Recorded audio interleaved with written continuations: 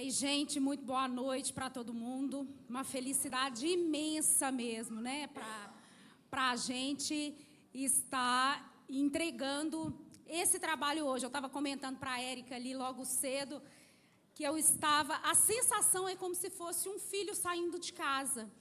É como se fosse, porque nós convivemos com toda essa história tão intensamente, né? Durante mais de 2 anos, né? Propriamente o trabalho de escrita, todo o trabalho de elaboração foram 2 anos, e é uma felicidade ver na mão de cada um de vocês e ver os relatos de quem já leu, de quem já pegou a história. É realmente uma satisfação muito grande, né? Porque as histórias da luta do nosso povo, da luta da nossa classe, elas precisam ser contadas pela própria classe. Nós não podemos deixar que as nossas histórias fiquem na mão dos opressores para que eles contem a versão deles. Então, o que nós fizemos aqui foi contar a história do ponto de vista da classe trabalhadora e do ponto de vista daquelas que tiveram à frente, né? E, claro, nós escrevemos isso logo na introdução do livro, que a forma com que a história foi contada carrega um pouco de nós, um pouco de mim e da Érica também, porque nós somos militantes, organizadas em um partido, no PSTU, nós duas fazemos parte do movimento Mulheres em Luta, trabalhamos juntas no ILAESE há muitos anos, né, e estivemos mães, várias coisas em comum, e nós tivemos nesse período assim uma simbiose, uma coisa para fazer esse trabalho que diz também de nós, né? Então, cada relato, cada história diz também da gente, tem a nossa mão e tem o nosso dedo também, né? E, claro, tem uma intencionalidade política, que nós não contamos só a história.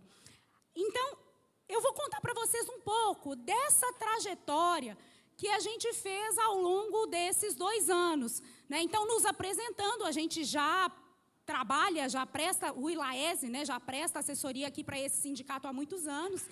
E quando as companheiras de dentro da fábrica começaram a ouvir rumores de que a LG ia fechar, e elas percebiam, gente, tudo pela produção, pelos movimentos, porque pela forma com que os gestores se movimentavam na empresa, pelo material que chegavam.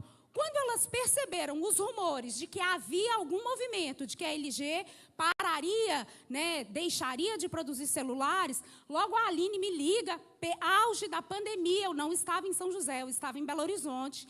A Aline me liga e diz: Ana, nós precisamos saber o que vai acontecer. Vocês conseguem pesquisar? No dia eu ainda respondi para a Aline assim: Aline, isso é uma coisa muito séria, porque a gente está mexendo com a vida de muitas pessoas, então nós precisamos de mais tempo para pesquisar a situação antes de dizer que a LG ia fechar. Né? Inclusive porque, pense um momento, pandemia, o setor eletroeletrônico explodindo, crescendo, e a LG deixaria de produzir um produto que altamente procurado, né, altamente demandado naquele período.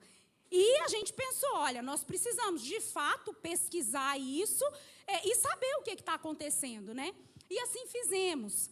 Mas o mais bonito dessa história, que enquanto a gente fazia, nós do ILAESE buscávamos, elas também buscavam. Elas também, no livro a gente conta isso, gente, logo no primeiro capítulo, né? Tem uma fala da Regilene, que a Regilene procura contato com a imprensa coreana. Veja só, procura contato com a imprensa coreana, vai conversando com uma jornalista e traduzindo pelo Google Tradutor as conversas para conseguir notícias desde a Coreia.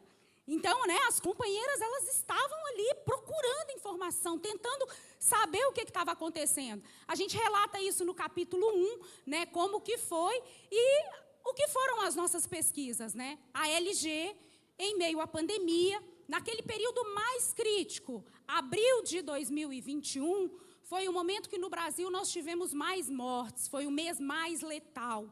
Foi o mês que a gente bateu mais de 4.000 mortes por dia. Foram 80 mil vidas embora. Então, era o mês mais letal, era o mês mais difícil. E quando essas companheiras, naquele mês, com alta de desemprego das mulheres especialmente, as crianças sem creche, sem lugar de deixar seus filhos, sem perspectiva, quando elas recebem a notícia, sim, a LG vai fechar, a LG decidiu investir em um mercado mais lucrativo. Depois, somente depois que nós vimos que a LG foi para o mercado de carros elétricos, utilizando o know-how que ela tinha com as baterias de lítio, né? Depois a gente foi ver isso. Mas, veja só, essa história que aqui o vídeo, né, traz da greve, ela é uma história que impactou muito a gente, né? Porque nessa situação, o que as companheiras iam fazer?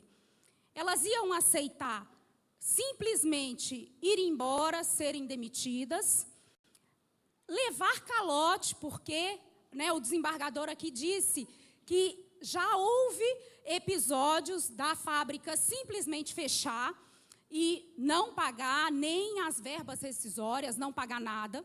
Então, elas também tinham esse receio de nem receber as verbas rescisórias. Elas tinham o receio de chegar um dia na fábrica e tá tudo fechado. E falar, vá lá na justiça procurar seus direitos, naquele momento mais crítico da pandemia, né? Então, o que elas fizeram, gente? Logo que souberam que a LG deixaria de produzir celulares, elas se organizaram imediatamente. E mais que isso, eu estava contando aqui que a Regilene foi procurando a notícia na Coreia, né? Elas souberam aqui no Brasil antes do amanhecer do dia. E antes do amanhecer do dia, elas se mobilizaram e quando 7 horas da manhã as trabalhadoras estavam ali, elas já tinham a notícia. É greve, nós vamos parar tudo. E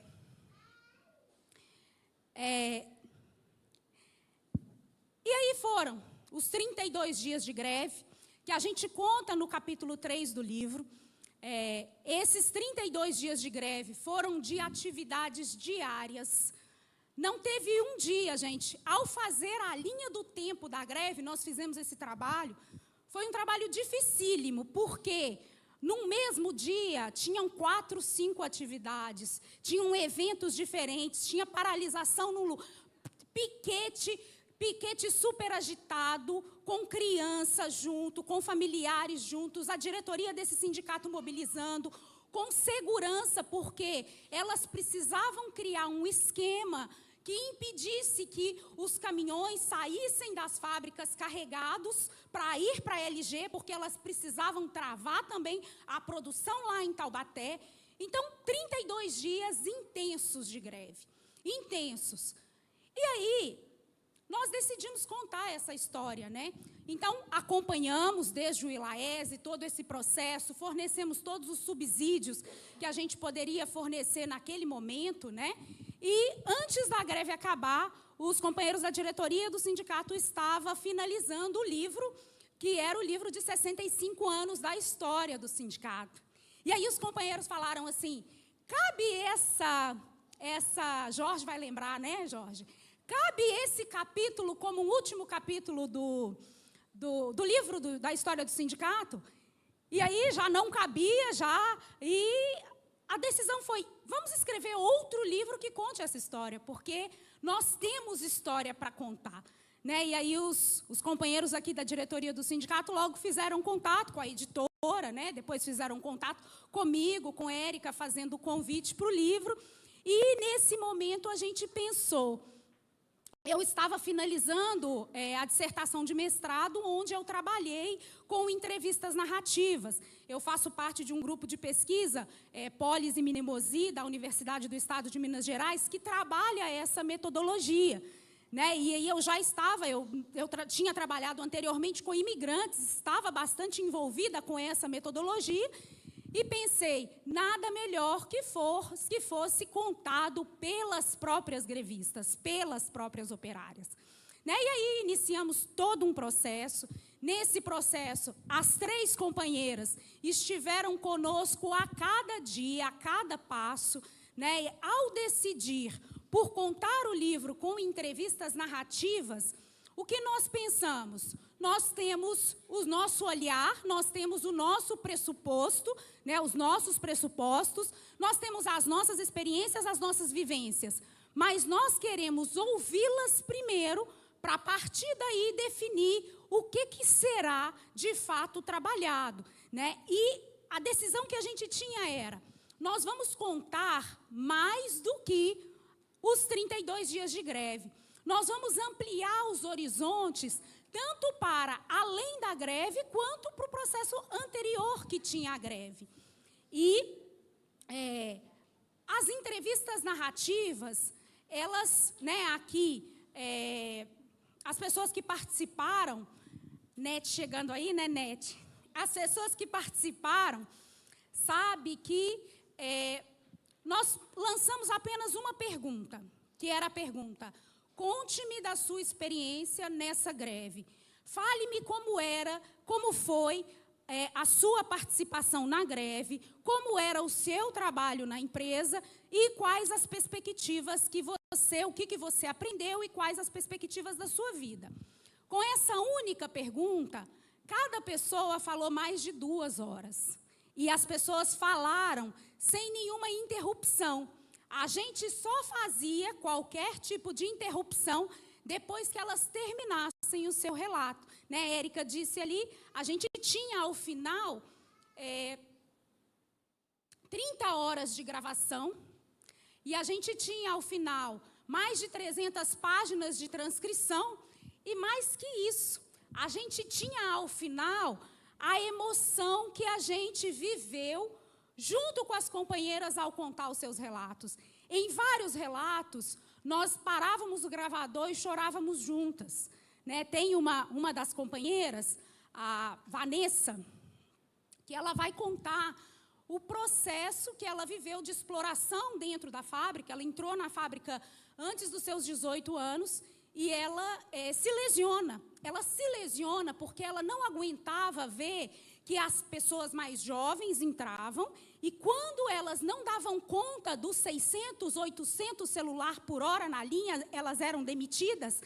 E essa companheira ia ajudar as mais jovens, as mais novas de fábrica. E aí ela se lesionou. E quando ela se lesiona, ela não consegue carregar as suas filhas, bebês no braço. Né? E ela contando isso, esse foi um dos momentos que a gente parou o gravador e choramos juntas. Porque, né, é um relato muito difícil, que ela falou, olha, minha filha, a gente vai no supermercado, minha filha pede para colo, ou eu preciso carregar ela em algum lugar, eu vou na igreja, eu preciso carregá-la, eu não consigo. Né? E esses relatos, por exemplo, vai estar no capítulo 2, onde a gente trabalha a precarização das condições de trabalho e as condições ali das fábricas terceirizadas, né? Então, além de ter todo esse material, nós vivenciamos junto, nós vivemos juntos o que era cada relato desse. E não só o relato da greve. Né? Então, a gente tinha, ao final, esses relatos, cada pessoa tinha a sua trajetória, cada pessoa tinha o seu olhar, e a nossa tarefa, minha e da Érica, era organizar isso, cruzar com o que eram os nossos pressupostos, o que era a teoria, e garantir que as falas se dialogassem.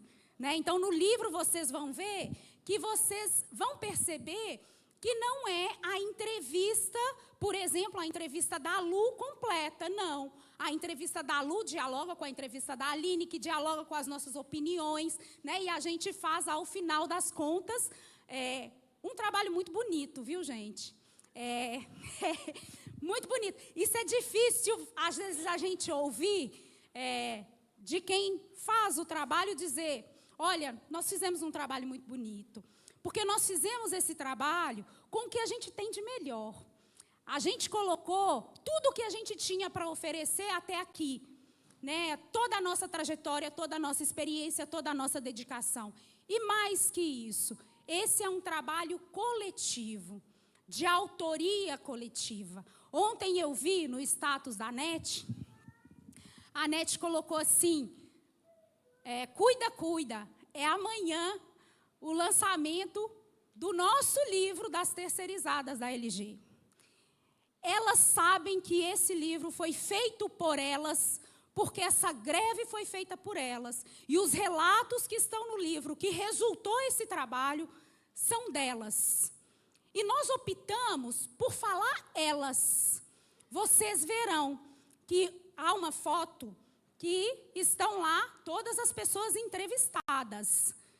E no livro nós falamos, há homens, sim, nós entrevistamos 3 homens, eu vou dizer aqui quem são. Mas nós optamos, é uma opção política nossa, de usar a linguagem com gênero feminino. Porque para isso, e é uma opção política, porque a linguagem, ela expressa a sociedade que nós vivemos, que é uma sociedade machista. E nessa sociedade machista, nós falamos o "o", mesmo quando a gente tem uma maioria de "a". Nós falamos eles, mesmo que nós falamos quando tem uma maioria de elas. E nós nos contentamos a colocar o "azinho" entre parênteses. Nós não fizemos isso, porque nossa opção política foi reconhecer que as mulheres foram a vanguarda, que elas foram a maioria desse processo e que elas enfrentaram a intransigência da LG num momento mais difícil que a gente tinha no país, que era o momento da pandemia da Covid. Então, nós entrevistamos aí 10 pessoas. Aline, Lu e Fatinha, que vão falar aqui, que vão se apresentar. A Regilene, trabalhadora da Blutec, mecânica de manutenção, trabalhava na empresa há mais de 10 anos. Cipeira, responsável pelo sustento da família, ela vai trazer o seu relato. A Nete, uma nordestina porreta, mãe solo, de 2 filhos, que trabalhava também na Santec há quase 10 anos, ativista, né, ela falava que as companheiras, né, as lideranças eram isoladas nas fábricas, sofriam assédio, sofriam isolamento por serem lideranças, por ser quem estava à frente. E a Nete falava, quando ela era isolada, lá na Nete, quando ela era isolada, ela falava... as pessoas perguntavam, qual que é o seu problema de saúde, né? Que você tem que ficar aí isolada. Falei, eu tenho um problema na língua, que eu falo demais. Isso também a gente vai trazer no livro, né? A Vanessa, que é essa pessoa que eu já disse, né? Que lesionada, a gente utiliza, inclusive, boa parte do relato dela para fazer o capítulo 2, que diz a cara feia da terceirização e por que nós devemos lutar contra isso e derrubar esse mecanismo de exploração no nosso país. E a Vitória, uma jovem, linda, que está no seu primeiro emprego, com 18 anos, e ela vê ali uma perspectiva de se tornar operária, porque aqui na região se tornar operária é muito importante, mas ela se defronta com a exploração do trabalho operário e com a falta de perspectiva e, ao mesmo tempo, a perspectiva de luta que a juventude tem que ter. Além dessas companheiras, nós entrevistamos o Dantas, que foi uma liderança na 3C, que é dirigente sindical, o Edson, que foi responsável pela segurança, que garantiu, junto com outros companheiros do movimento popular, que a greve transcorresse sem nenhum problema. Gente, inclusive, as companheiras, junto com a segurança, enfrentaram o vírus da Covid e foram vitoriosos porque não tiveram, no meio da greve, nenhuma contaminação, né? Então, assim, e foram vitoriosos porque no meio da greve, com os piquetes, com as manifestações, nenhuma aglomeração. No livro a gente conta os métodos que elas utilizaram para fazer essa garantia, né, de que não tivesse contaminação entre as grevistas. E por último, o Renatinho, que foi uma liderança também desde os anos ali de 2015, quando o sindicato inicia as mobilizações nessas fábricas. Então, essa autoria coletiva que eu estava falando é que, além dessas companheiras, cada uma das pessoas que participaram na greve nos influenciaram. Cada movimento, cada partido, cada pessoa que contava para mim e falava assim, olha, essa foi o meu primeiro piquete na vida. Essa foi a primeira greve que eu fiquei ali e eu tinha medo por causa da pandemia. E cada pessoa que aqui, eu acho que vocês vão saber, né, as pessoas que eu conversei ao longo desse processo, são autores desse livro e também protagonistas dessa greve. E claro, gente, com isso tudo, nós tivemos que ter um bom tempo de dedicação, de estudo, de leitura, de trabalho coletivo aqui, aí só nós duas, né? Muitas vezes nós duas no final de semana, à noite, trabalhando juntas, para a gente conseguir oferecer o que era de melhor. Então, eu acho que é isso, né? Então, eu acho que é isso, né? É um material bastante emocionante, que a gente preparou com bastante carinho, sabe? Que para a gente tem um significado muito grande quando a gente fala de uma greve de maioria mulheres naquele momento. Então, ali a gente trabalha as lições dessa greve, primeiro da perspectiva das trabalhadoras. A gente pergunta para todas elas o que vocês aprenderam com a greve. E elas vão responder, cada uma o que aprendeu. A gente pergunta para as lideranças, para quem esteve à frente, o que vocês aprenderam. Né? E o Renatinho vai dizer o que o sindicato aprendeu, o Edson vai dizer o que ele aprendeu como uma pessoa responsável de segurança. A gente pergunta para elas, e essa é uma parte belíssima, o que elas fizeram com a indenização social que conquistaram, que não é pouca coisa e não foi pouca coisa. Conquistar uma indenização, né, naquele momento que a gente tinha no país, arrancar dinheiro de uma multinacional que achava que poderia vir no nosso país e mandar e desmandar e ir embora. Então, elas arrancaram o dinheiro das multinacionais, né, e elas contam, é lindo, o que cada uma fez com as indenizações. No livro a gente conta isso, o que cada uma fez com as indenizações, né? A gente fala, claro, do ponto de vista das mulheres, né, também, o significado disso, da resposta delas. Né? Então, convido todos vocês para lerem, para seguir comentando, né? Para que esse filho que foi aí para fora, que saiu de casa, para que ele continue sendo um instrumento de aprendizagem para a nossa classe, de debate, né? De aprendizado para métodos de greve, para métodos de luta, e especialmente um aprendizado para organização das mulheres da classe trabalhadora. É isso, gente. Muito obrigada.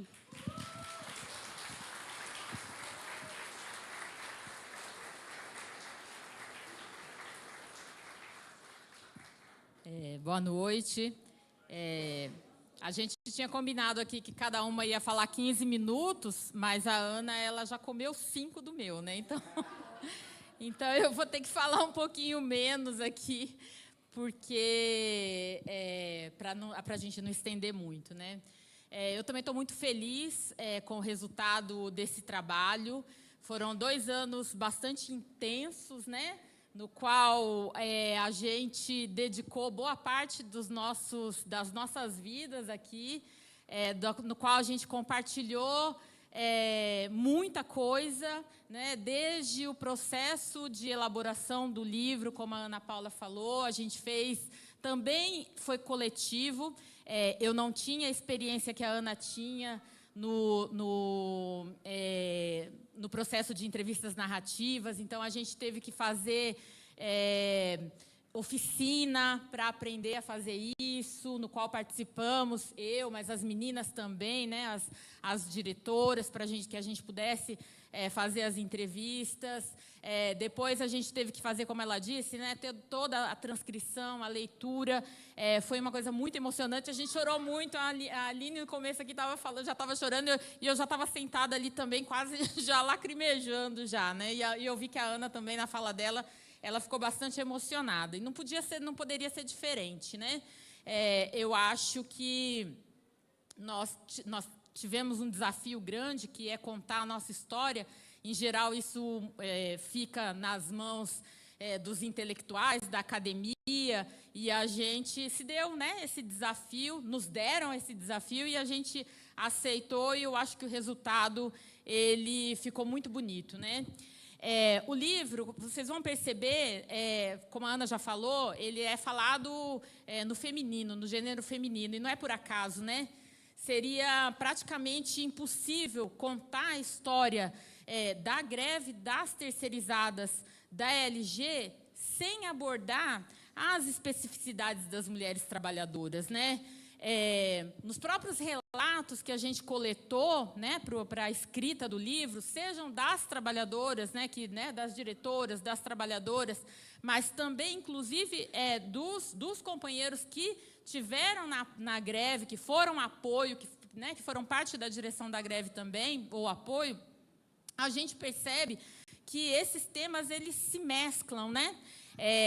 A greve, a própria greve, os contornos dela, a questão da auto-organização, vocês vão ver no capítulo que fala da greve, no capítulo 3, que está permeada de relatos que falam de como as trabalhadoras elas se auto-organizavam, né? Então, e que isso chamou muita atenção, inclusive, dos companheiros que já tinham experiência, né? Inclusive, tem falas, né, do próprio Renatinho, fala que depois da greve da LG, ele aprendeu, da greve das terceirizadas, ele aprendeu tanto que ele levou, né, para outras experiências grevistas, outros movimentos grevistas, a experiência que as trabalhadoras passaram para ele, né, de estar ali nessa greve protagonizada por mulheres, né? Foi uma greve que teve uma radicalidade muito grande, num momento muito especial. A gente vivia, né, uma emergência sanitária no país, como a Ana Paula falou, a gente estava no meio da pandemia, no momento mais letal da pandemia no país, né, e a greve saiu, né, nesse momento, e apesar desse momento, né, isso também tem a ver com o fato de serem trabalhadoras, né? Não por acaso, né? A entrevista, as companheiras elas relatam que elas falam, né? Que era morrer do vírus ou morrer de fome, né?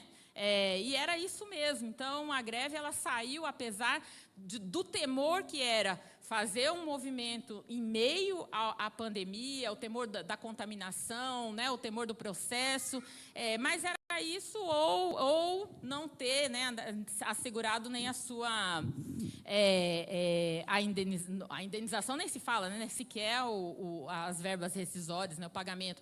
Essas companheiras já tinham uma experiência prévia, né, acho que a Lu depois vai falar um pouquinho, que foi do fechamento da Santec em 2015, né, onde elas já tinham passado por um calote, né, e esse medo também foi parte do sentimento que motivou essas companheiras a fazerem a greve, né? Então, tudo isso é consequência, né, ou seja, de todo esse, né, a greve, os contornos da greve, a radicalidade, o fato dela ter estourado em meio à pandemia, apesar da pandemia, isso tudo é consequência de ter sido protagonizado por mulheres, né?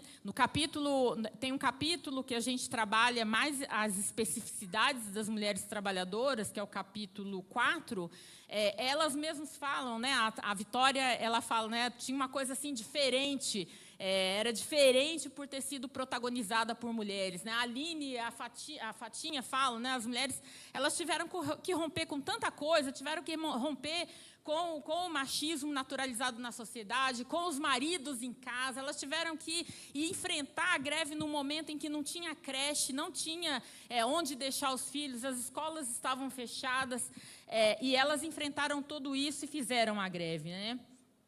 E nós tínhamos uma opção que era escrever o livro contando somente a greve, né? Era escrever relatando os 32 Os 32 Dias de Greve, que já seria um livro fantástico, porque o material que a gente tinha já dava muito caldo, vamos dizer assim, né? Só o capítulo 3 é um capítulo, por si só, ele é todo emocionante. Mas nós fizemos uma opção que foi ampliar esses horizontes, debater outras questões, uma vez que a gente estava diante do relato de uma greve que foi protagonizada por mulheres. Então, a gente quis aproveitar o livro, e fizemos essa opção de aproveitar o livro para tratar dessas especificidades, da relação entre opressão e exploração, para que a gente possa também entender, né, o que é a vida das mulheres trabalhadoras, né, que muitas vezes a gente tem uma ideia de que existe uma separação, né, uma separação estanque, ou, né, uma contradição entre a nossa dimensão enquanto mulher trabalhadora, da nossa dimensão enquanto mulher, né, enquanto mãe, dona de casa, mulher, etc., e da nossa dimensão enquanto trabalhadora, aquela que está lá no local de trabalho, trabalhando, e isso não é verdade, né? Essas coisas, elas se mesclam no nosso cotidiano, no dia a dia, fazendo com que toda a opressão que a gente vivencia pelo fato de ser mulher, a gente experimente de uma forma particular pelo fato de nós sermos trabalhadoras, né? Até no livro a gente fala um pouco, a gente coloca que, por exemplo, é verdade que toda mulher está submetida ao machismo naturalizado na sociedade, e qualquer mulher está sujeita a experimentar, por exemplo, o assédio. Mas o assédio no local de trabalho, o assédio que essas companheiras elas viviam na fábrica e que está relatado aqui no livro, o assédio por serem mulheres, por serem dirigentes sindicais, por serem mulheres dirigentes sindicais, isso só as mulheres trabalhadoras enfrentam, né? Somos nós que enfrentamos. O experimentar, por exemplo, ter como critério para conseguir um emprego a aparência física, são as mulheres trabalhadoras que vivenciam isso. As mulheres ricas, as mulheres burguesas, as mulheres, né, as patroas, elas não vivenciam. As mulheres burguesas, elas não sentiram na pele o que nós sentimos durante a pandemia, né, e quem é mãe aqui e tem filhos sabe, né, o que foi permanecer com os filhos em casa, né, durante a pandemia, sem poder, né, sem escola, com creche, né, sem creche, né, e o medo do desemprego, porque a gente sabe também, e no livro a gente traz essas questões, né, de que foram as mulheres as que foram as mais prejudicadas pelos fechamentos de postos de trabalho. Não é à toa, né, que 96% dos postos de trabalho formais durante a pandemia, fechados durante a pandemia, eram postos de trabalho de mulheres, né? Então, o medo que essas companheiras experimentaram do desemprego, né, a Fatinha, ela relata, ela fala assim, a gente pensava que a nossa fábrica ia fechar e olhava para fora e via o comércio fechado, e via tudo fechado, e o desemprego aumentando, e muitas de nós éramos mães solo, né, mães que sustentávamos as nossas famílias.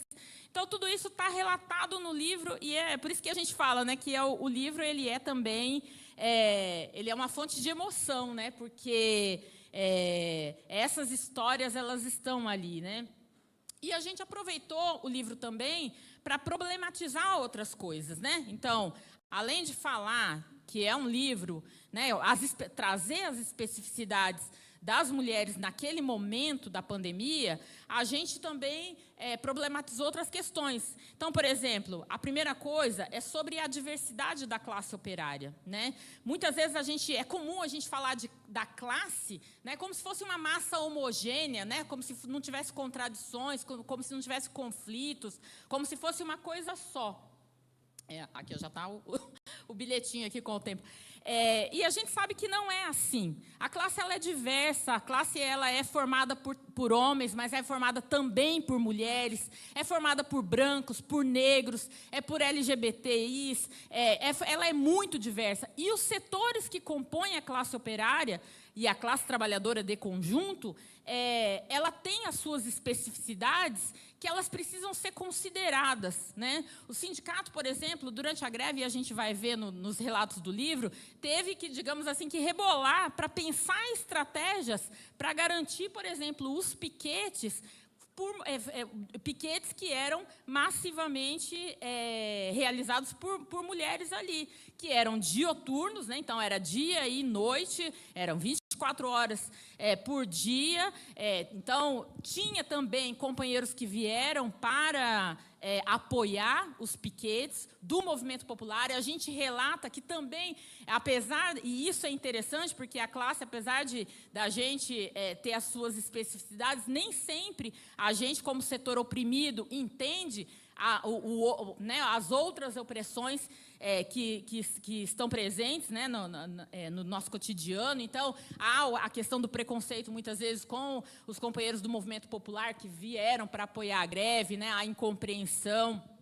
Tudo isso está relatado no livro, e a gente tentou expandir esses horizontes, né, trazer no livro mais do que contar a greve, mas falar do que é a terceirização, falar de como a terceirização também está, digamos assim, ancorada na própria opressão, né, de como, né, as fábricas utilizam da opressão geracional, da opressão de gênero, da opressão racial para superexplorar, para dividir e superexplorar a classe trabalhadora, né, setores da classe. E também a gente tentou trazer aqui um olhar do que é necessário para superar essa divisão da classe que tem a ver com as opressões, né? Então, nesse sentido também, o livro aponta caminhos, né? A necessidade de que os temas relacionados às mulheres, né, aos setores oprimidos, eles sejam tomados pelo conjunto da classe, que seja, né, pauta das organizações dos trabalhadores, que o sindicato tenha um olhar sobre isso, que quando a gente fale das questões das mulheres, não são só as questões econômicas, né? Então, no livro a gente fala que nas rodas de conversa eram muito ricas, porque, né, as meninas contam, porque os temas de violência, os temas, né, a vida das mulheres, as dificuldades que elas passavam no dia a dia, apareciam de forma natural nas próprias conversas, e isso também chamou a atenção delas para que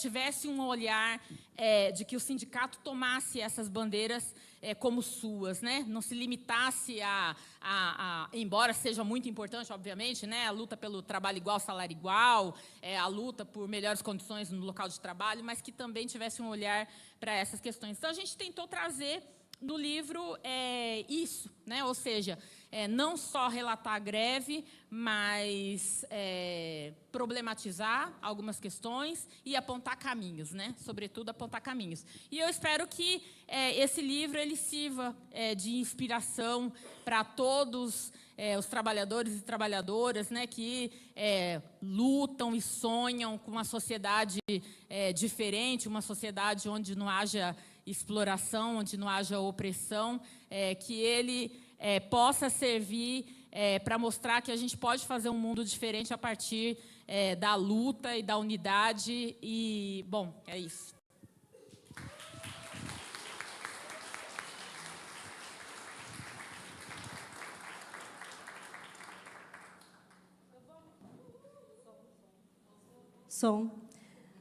Eu vou anunciar algumas entidades que estão aqui presentes. A ADMAP, levanta-se a ADMAP.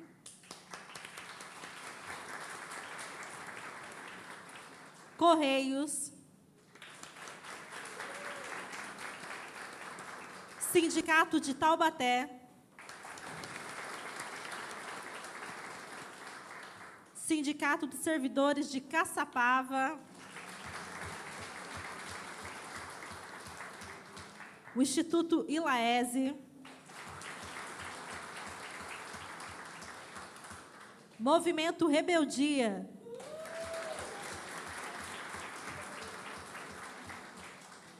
Ocupação Dirceu Travesso, Opinião Socialista, Mesa de debates. Sindicato dos Químicos. Sindisaúde. Centro Dandara. Também a Dandara, vereadora de Caçapava. E, nesse momento, nós temos 163 pessoas aqui no salão acompanhando esse lançamento do livro. Tá bom? Tem mais, um minutinho. Servidores de Jacareí.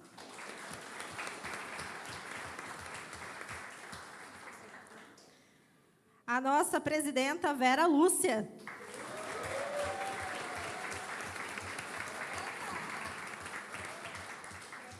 Vamos lá, agora a companheira Luciene. Que bom essa casa cheia, né, gente? Boa noite a todas as companheiras, boa noite a todos os companheiros. Isso, a gente gosta disso, de força mesmo na voz. Gente, é um prazer receber todo mundo aqui, a gente se emociona, eu estou me controlando, estou me sufocando um pouquinho aqui, quando a gente revê essas meninas aí, principalmente assim, para nós aqui, que desde o começo aí eu já vi carinhas antigas aí de cipeiras, né? E eu quero falar um pouquinho, eu quero começar a falar sobre isso, porque nesse período que eu trabalhei, eu fiquei como cipeira. Né? Então, assim, para ajudar, auxiliar aquelas meninas que a gente estava naquela linha de produção, eram celulares que saíam 300 celulares por hora, até 600 celulares por hora. Vocês sabem o que é isso, gente? Isso aí é lesão. A conclusão disso chamada é lesão. Mas a gente tinha que trabalhar. E ali o chicote estralava feio. E, muitas vezes, eles enganavam tanto a gente, que eles lubridiavam, que faziam de conta que estava ali do nosso lado, fazia a gente até cantar a musiquinha quando batia a meta. E a gente cantava. É triste saber disso, viu? A gente cantava a musiquinha, quando batia a meta, pô, fiz 500. O braço está até caindo, mas a gente fazia. Os dedos sangravam. Quantas vezes eu via as meninas com os dedos calejados, com calo. E a Cipa estava ali. Pamela aqui, Ana Cláudia, Grazi. As meninas, tudo da Cipa. A gente tinha uma Cipa forte, uma Cipa porreta. Nete, nossa cipeira. Então, a gente teve que continuar esse trabalho. Infelizmente, chega em 2015... a fábrica na Santec fecha. Em pleno dezembro, por isso que o desembargador já começa falando, em pleno dezembro, deixaram mães de famílias. Nós éramos em 320, a maioria mulheres, mães de família, mãe solo. Nos deixou na mão desde 2015. Em 2015, a fábrica fecha, mas fecha para quebrar o movimento sindical, porque era grande lá dentro. Eram as meninas guerreiras, que lutavam e conquistavam. Lá a gente não aceitava assédio. Lá a gente não aceitava trabalhar que nem escravo. Então, o meio deles fazerem isso, eles fecharam as portas e se vira, procura os direitos. Nós não pegamos nem as verbas rescisórias. Nós tivemos que ir para a rua, para procurar, para falar. A gente foi no Ministério Público, a gente foi no Ministério do Trabalho. Gente, a gente foi atrás, porque a gente não poderia deixar na mão. A gente não poderia deixar na mão aquelas meninas. E uma das coisas que até esse desembargador fala, que mexeu muito, muito com a gente, eu tenho certeza de muitas lembraram disso, que elas falaram assim, para a própria LG, aqui, elas não são papel amassado que vocês amassam e jogam no lixo. Aqui tem mãe de família. Aqui que leva o sustento para dentro de casa. Então, emprego Natal, por isso que ele se emociona também, porque muitas mães ficaram sem emprego naquela época, porque aconteceu tudo isso. E eu estou começando desse lado aí de 2015, gente, porque com essa quebra do movimento sindical, nós ficamos muito fracas na Santec. Eu sei que não era culpa das meninas, mas nós, enquanto dirigente sindical, eu, Aline, a gente ficou isolada numa mesinha no canto da fábrica. Porque as meninas não podiam chegar perto da gente, porque muitas já tinham sido mandadas embora. Porque não podia se relacionar com as meninas do sindicato. A gente não tinha nome. A gente era as meninas do sindicato. E o pior ainda, no começo, a gente que tinha matado o diretor da empresa. Martamos Sorson. Foi isso que falaram dentro da empresa. Matamos o Sorson. É o fim da picada. Nós fomos muito sacrificadas lá dentro, sim. Mas a gente não deixou a peteca cair, a gente não desamparou aquelas meninas, porque a gente sabe como que é as manobras do capital. A gente sabe as manobras dos empresários que lubriam de cada trabalhador, que ilude, né? Então, assim, falam para eles que nós é que somos errados, que nós é que fechamos a fábrica enquanto eles fecharam. E aí, depois, vem em 2021. Aqui é muito rápido, porque a gente tem que dar prosseguimento, e depois as meninas vão estar falando mais sobre essa história que chega. Eu comecei até aqui, gente, porque é para vocês sentirem que a Santec foi o mais difícil para a gente ingressar nessa luta. A gente ficou com muito medo, porque a gente não podia ficar sozinha. Então, a salvação era a unificação dessas 3 fábricas. Por isso que unificou as 3 fábricas, porque se cada uma fizesse a sua luta, a gente não saía vitorioso. Aliás, vitorioso se a gente tivesse realmente conseguido nossos empregos, se nós não tivéssemos desempregadas. Mas, infelizmente, não era possível, mas, na medida do possível, o que saísse na LG, a gente tinha que receber também, porque, afinal de contas, terceirizada, mas era tudo LG. Nós éramos funcionárias da LG. É isso, gente.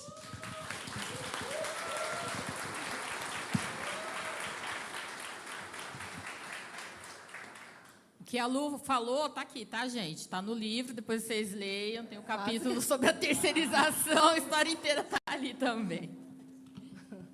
Eu achei que eu estava falando... Falei, será que é eu que estou falando, mas não estou falando. Boa noite, gente.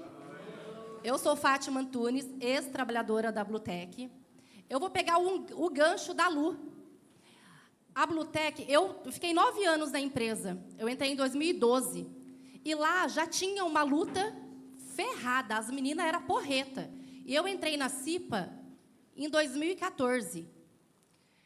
E desde lá, a gente já vinha com uma luta tremenda. Tem as cipeiras aqui, Regilene, tem a Marília, tem a Jaque também.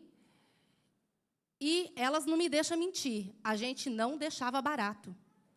O que a gente fazia na linha 500, 600 por hora, a gente queria o nosso dinheirinho na conta. PLR, aumento salarial. A gente lutava com força. E o problema, o patrão é tão sujo que ele fazia a gente brigar com as meninas da Santec. Não brigar, mas colocava a gente, vocês são melhor que a Santec. Chegava na Santec, vocês é melhor que a Blutec, vamos produzir. Aí chegava lá, a Santec está produzindo 600 por hora, vocês vão deixar barato? Isso era o jeito de manipular a gente.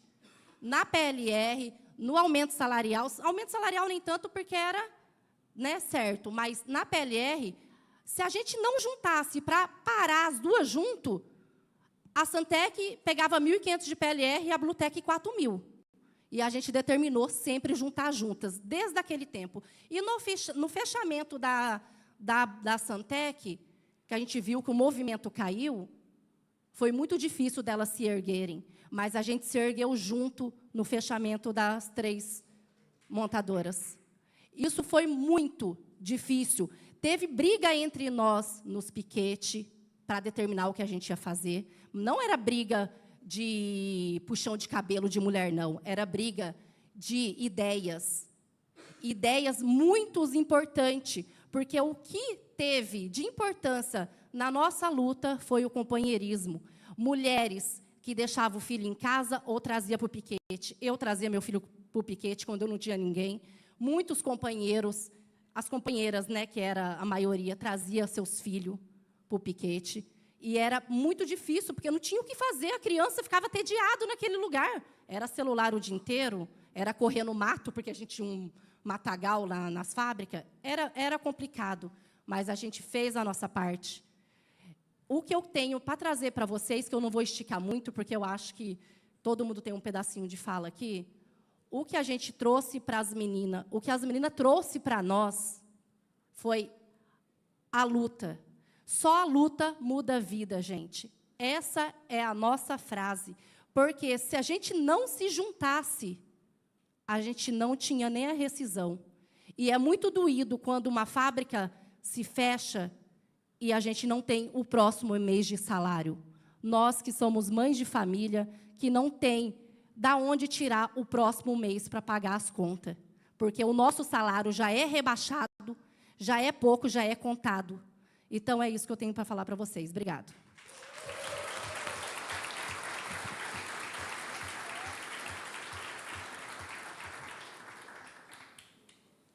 Deixa eu colocar meu minuto aqui, porque senão eu vou falar a noite inteira. Bom, vamos lá. Eu fiquei para falar com vocês um pouquinho sobre o desafio de ser mulher, e principalmente numa greve. Mas antes eu vou fazer alguns relatos, e principalmente, né, de como que a gente chegou nesse processo dos 90%, que teve essa das indenizações das terceirizadas, que não foi um processo muito fácil, né? Nós fizemos várias passeatas, na frente da própria LG nós ficamos lá, nós colocamos também à disposição para se unificar os dois sindicatos naquele momento, tanto o sindicato de Taubaté quanto o de São José, mas por uma decisão, cada um tomou o seu rumo para lutar. Mas as 3 empresas se uniram na Praça da Bandeira para lutar pela sua indenização. Porque a gente sabe que a mídia, ela coloca quem? A marca LG. Nunca, se a gente, naquele momento, em plena pandemia, enquanto todo mundo estava preocupado, principalmente na situação de morrer, né, que era essa realidade, ia dar visibilidade para umas empresas terceirizadas, que eram camufladas no meio do mato. Que era a realidade. A Blutec era lá no meio do mato, lá em Caçapava, a 3C, que era um pouquinho mais perto da Nestlé, a Santec lá no fundo, lá, num galpão escondido do Santo Inês. Quem que ia dizer que existia? Que atrás dessa marca linda, maravilhosa da LG, existiam 3 empresas que eram precarizadas, que contratavam mulheres, que exploravam mulheres, porque muitas das vezes era isso, que as companheiras já falaram aqui do assédio. Isso teria passado em branco, se não tivesse visibilidade. Mas também a garra da luta. Porque se a gente tivesse acomodado, é mais uma empresa que ia fechar, a gente não tinha recebido nada. É como as companheiras falam aqui. As empresas fechariam numa calada da noite e ir embora e tchau. A gente que ia fazer o quê em plena pandemia? Ia cobrar de quem? Da LG? A LG estava preocupada de pagar os trabalhadores dela. Nós fizemos a passeata na porta da LG e, para mim, foi o maior exemplo e a maior acertada que nós fizemos. De colocar os trabalhadores para ver as realidades como que era. E lá os trabalhadores questionavam. Nossa, Aline, olha para você ver. O trabalhador XLG ganha tal. Olha a nossa precarização, que ganhava bem menos, tinha pouco benefício. No final do ano, os trabalhadores da LG sorteavam um smartphone. E nós, aqui do outro lado, que produzia, que se lesionava, que produzia de 300 a 600 celulares, ganhava o quê? Nada. Nada. Vezes nada. Se não tivesse uma mobilização, não tinha nem uma PLR. Essa é a realidade. E a questão que as companheiras falam aqui, da competitividade geral, era uma competição em geral. Então, acho que foi acertar todos os momentos, desde o início da greve, que foi muito difícil para o sindicato também tomar essa decisão de querer fazer greve, para os diretores do sindicato, que a gente estava colocando na mídia, nas redes sociais, que era o momento de ficar em casa. Nós estávamos colocando que as empresas tinham que colocar o trabalhador para ficar em casa, para não pegar o vírus. E nós estávamos indo para onde? Para a rua. Estávamos fazendo totalmente contraditório o que a gente estava pregando. Mas era um momento que ou a gente ia, ou a gente ficava sem receber nada. Também, como a Ana Paula colocou, as passeatas lá no consulado da Coreia. Me lembro das trabalhadoras chegando e falando para a gente, tem mais polícia do que trabalhador. Que era isso que aconteceu lá também. Os policiais faziam aquela fila dizendo que a gente não podia fazer manifestação por toda aquela situação que a gente estava vivendo.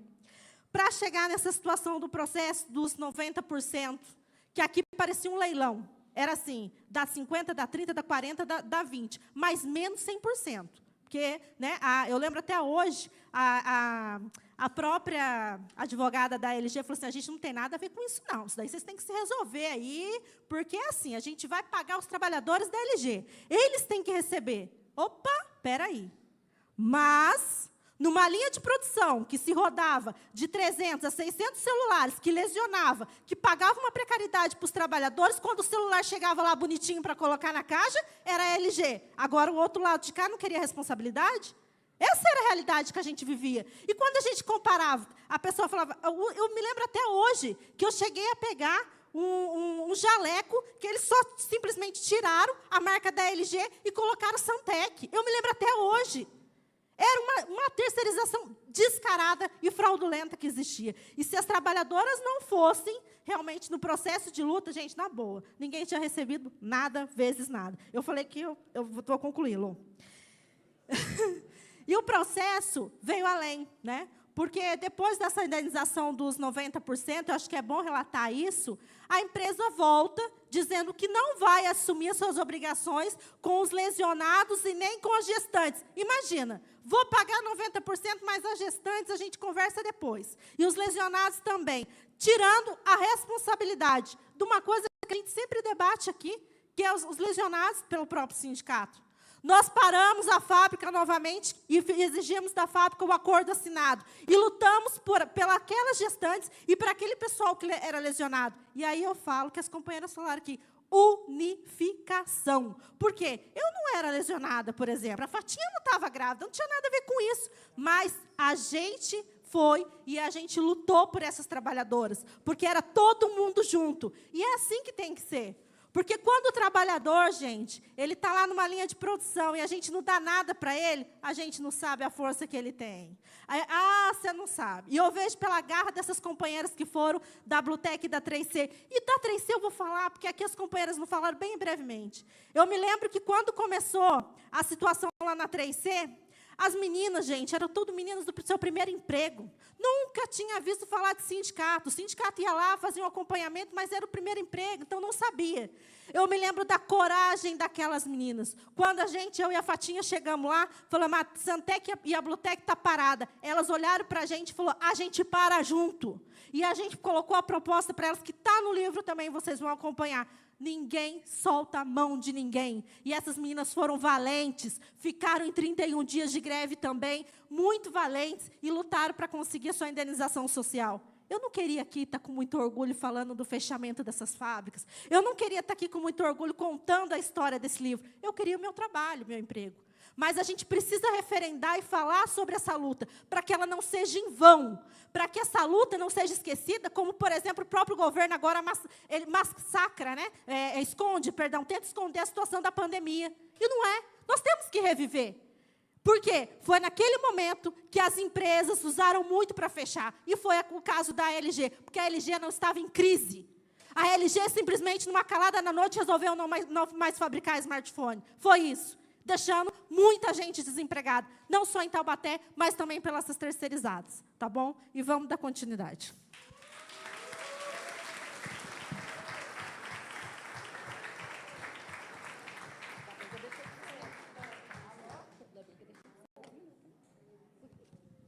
Alô, alô? Aí, esse aqui está melhor.